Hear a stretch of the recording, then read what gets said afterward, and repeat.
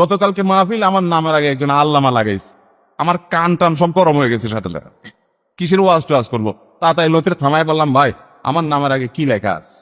আমার মাহফিলের যে ফরম আছে, আমার মাহফিলের জন্য আবেদন করতে হলে ফরমে 12টা শর্ত দেওয়া আছে। এর ভিতরে একটা শর্ত হলো আমার নামের আগে আমার নামের পরে কি থাকবে এটা আমার থেকে, আমার অফিস থেকে নিশ্চিত করতে হবে। একটা অতিরিক্ত শব্দ লিখলে ওই মাহফিলে আমি উপস্থিত হই না, হব না। হ্যাঁ, কখনো কখনো এমন হয় যে আমার অজান্তে পরে পোস্টার ব্যানার বানায় ফেলছে, আইসা হয়তো আমি খেয়ালও করি নাই, পরে ধরা পড়ছে। যদি খেয়াল করি তাহলে আমি সেখানে সাবধান করি। ভাইরা আমার, আল্লামা শব্দের অর্থ বুঝেন? শত শত আলেমের এলেম যার পেটের ভিতরে, এর বলে আল্লামা। যার মাথায় শত শত আলেমের এলেম থাকে তাকে আল্লামা বলে। মহা বড় জ্ঞানী আলেম। এইটা বলার মতো মানুষ আমাদের মতো চুনোপুটি না। আমরা দু চারটা কথা আপনাদেরকে বলতে পারি। আল্লামা এত সস্তা উপাধি না, এই দেশে সব কি আল্লাহ। তো মাহফিলের যারা আয়োজন করেন, আল্লাহর হস্তে এই মঞ্চ থেকে পাম্পট্টি দেওয়া বন্ধ করেন। পাম্পট্টি দেওয়াটা খুব খারাপ একটা স্বভাব।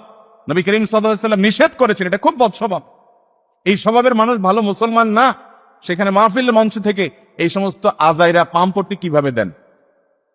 কামেলে মোকাম্মল, আলেন কুলের শিরোমণি, আন্তর্জাতিক খ্যাতি সম্পন্ন, বাইরে বাইরে ভাই যত টাইটেল দুনিয়াতে আছে সব আয়রা লাগা দিছে যদু মধু আমাদের মতো যাত্রার নামে শুরু। দিনের নামে পাগলাম ওই হাস্যকর কাজ আল্লাহর ওয়াস্তে করবেন না। অনেক বক্তা আছে, অনেক হুজুর আছে, তাদের পোস্টারের নামের আগে আর পরে যে টাইটেল, 2 লাইন 3 লাইন টাইটেলও আছে অনেক পীর সাহেবের। এই টাইটেল গুলো সব পড়তে পড়তে পড়তে এরপরে আর নাম খুঁজে পাওয়া যায় না। অনেক পীর সাহেব আছে এদের নামের আগে যে টাইটেল আছে, ওরে বাপ রে বাপ। আপনি দেখেন তো আমাদের নবী করিম সাল্লাল্লাহু আলাইহি সাল্লামের নাম নেওয়ার সময় সাহাবীরা এরকম বলতেন?